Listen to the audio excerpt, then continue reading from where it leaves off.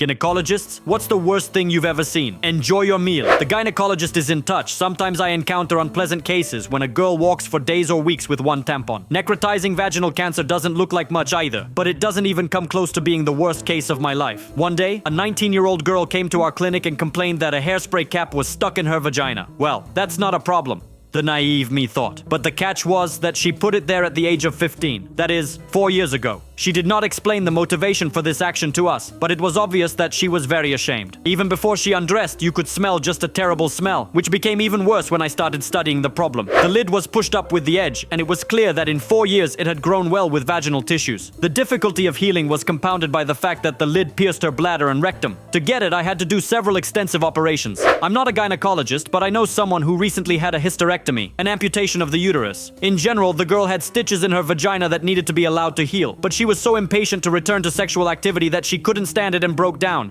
as a result of which her small intestine fell out of her vagina. I've been told everything in such detail that I think I'll never be able to eat minced meat again. According to the girl herself, when she went to an emergency operation, she felt the intestine lying on her leg and throbbing. How do I delete someone else's comment? I had a friend in high school who was very afraid to go to the gynecologist. When she finally decided to go for her first smear, she was so nervous that she clamped the doctor's legs like in a vice. According to her, it took some more time before she was able to relax and free the doctor. It was extremely embarrassing. Now, of course, she is laughing at this situation, but her timidity about her female organs has not gone away. She doesn't even like using tampons. I am a medical student. Once I signed up to be an assistant at a uterine amputation. When we went to the surgery, we were told that there was a small ovarian cancer, but it turned out that everything was much worse. All the insides of the patient were metastasized, so we spent 13 hours just reducing their volume, although the whole operation should have taken 3 hours. At some stages, we were helped by guys from general and vascular surgery. We replaced half of the patient's blood volume, and she was very unwell after everything she had been through. She had a long and difficult post-operative period, but in the end, she somehow moved away and returned home to her family. It was a very exhausting case for all of us, but both the patient and her family turned out to be wonderful people, so we were honored to help them. I'm not a gynecologist, but I do checkups sometimes. Once I used a tampon that had been inside for at least a month. The most interesting thing is that the girl had sexual relations all this time. It smelled like hell. When she left, it took a few more hours to ventilate the room. All this time, we were hanging around the clinic and thinking how not to throw up. My dad told me about a woman who was severely addicted to heroin. For some unknown reason, one day she decided to be creative and pricked herself in the labia, which led to gangrene. I don't think the game was worth the candle. I was a little late with the answer, but still. Medical student. I'll be a full-fledged doctor in a few weeks. Not exactly a gynecologist, though. When I had a practice in gynecology, I was sent to examine a young lady. While I was preparing for the examination, the smell in the room became such that I began to think that the scariest bacterial vaginosis I had ever seen was waiting for me. I climb inside, start examining everything, but I don't see any unusual secretions. Strange. I start to move back and I feel that the further I move away,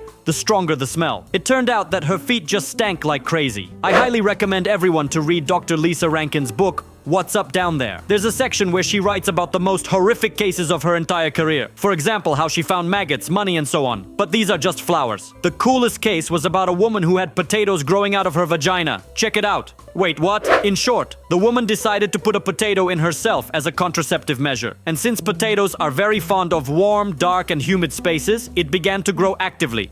And as a result, potato sprouts dangled from her vagina. I have a story not about vaginas, but about boobs, but it's no less disgusting. When I was in high school, I joined a student organization that sent students to practice. I decided to go help at the emergency room. Once a very fat woman is brought to us. Complaint, chest pain. Everyone feels that she has an extremely creepy smell, so the doctor decides that she needs to be washed and examined. He washes her, lifts one of her breasts, and from there begins to come such a shudder that we all almost lost consciousness there. There was a colorless scab under the breast. The doctor rinses it, the crust peels off, and a small hole is exposed, from which cockroaches begin to crawl out. Most likely she had eggs laid in a fold under her breast, and when they hatched, the cockroaches couldn't find a way out, so they had to gnaw their way to escape. My mom had a story that I think is the most disgusting hospital story I've ever heard. A patient of about 50 years old contacted them once. Very fat, 227 kilograms. She comes in and says that her husband complained about a strange smell during lovemaking. But the funny thing is, it wasn't just her husband who smelled it, but the whole hospital. In short, I don't remember all the details, but in the end it turned out that her entire vagina was in necrosis. Surgery was needed, but it did not save her.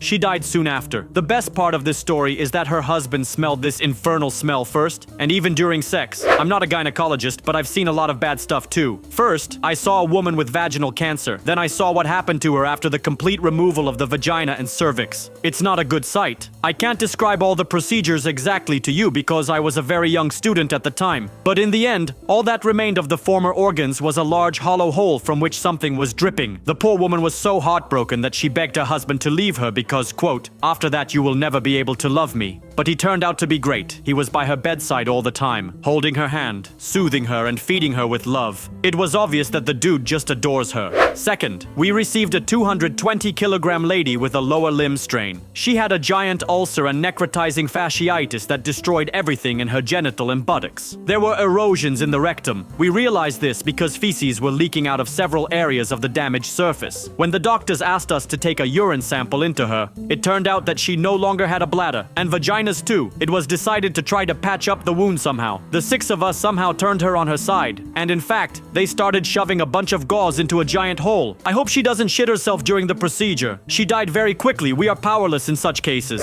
I feel so sorry for the first girl. I hope she's happy now. I feel sorry for all the people in this trade, including the readers. I'm not a gynecologist, but I've had one defect since birth that I didn't pay attention to until I started using tampons. The bottom line is that I had a septum, which caused me to have not one hole, but 2. And I realized that I had a problem only when I tried unsuccessfully to pull out a tampon once. I put it inside through one hole, and then I tried to get it through another, smaller one. So he's stuck there. It hurt like hell, but there was nothing I could do about it. Fortunately, it happened when Mom was nearby. She thought I was just an idiot who couldn't get a tampon. But then she saw the problem and took me to gynecology. I had an operation. Now I have no problems. I'm not a gynecologist. But while I was working at the emergency room, I also saw one interesting case. An elderly woman was brought in after the fall. We start to look. She has a giant vaginal cancer. Her pelvis looked like it had 2/3 of a soccer ball stuck to it. The tumor was so large that it pressed on the nerves of her left leg and obstructed blood flow, which is why she actually fell. Do you know what happened to her after that?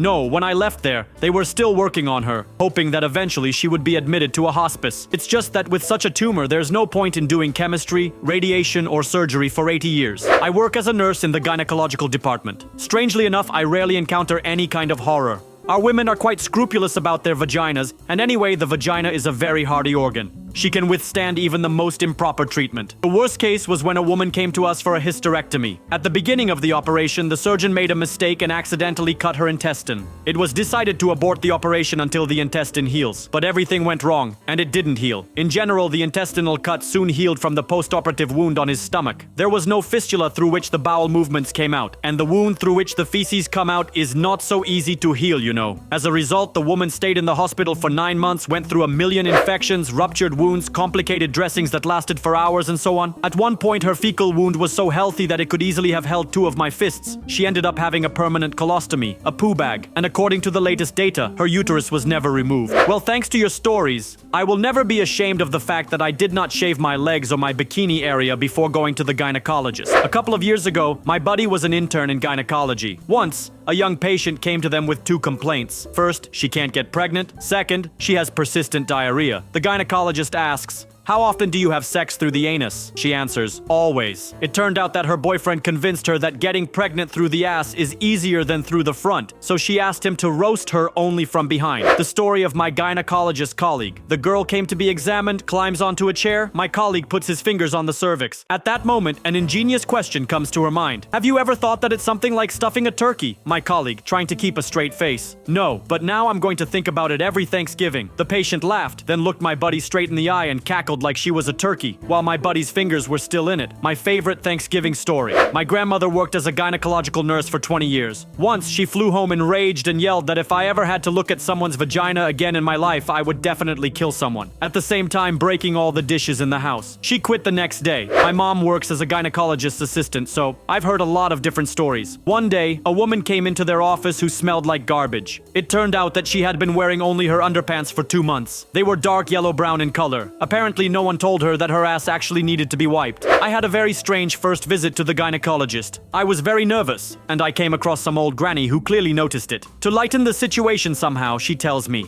And well, you're lucky you didn't get to the gynecologist guy. They don't have fingers, but healthy sausages, and then she stuck her decrepit grandmother's fingers in me. Thanks for watching. You can share your similar story in the comments below the video, and don't forget to watch our other videos.